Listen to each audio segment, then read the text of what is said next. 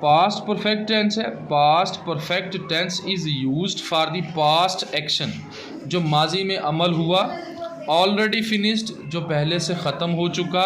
When another past action, या किसी दूसरे माजी के अमल को हैपन, हो चुका हो। It also used for unreal or imaginary things, या वो गैर हकीकी होता है या वो ख्याली चीज़ होती है। विशेस इन द पास्ट, जो माजी में आपकी ख्वाहिशात होती हैं। अफर्मेटिव, अब इसमें जो सेंटेंस मेकिंग है वो बता रहा है।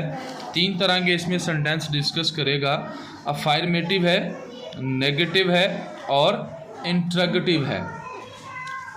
अफर्मेटिव में क्या होता है, सबसे पहले सब्जेक्ट आएगा, फिर हेल्पिंग वर्ब आएगी, फिर उसकी जो फॉर्म है वो यूज़ की जाएगी, past participle form of verb. इसमें हम सेकंड फॉर्म जो है, थर्ड फॉर्म जो है वो इस्तेमाल करेंगे, past participle form of verb.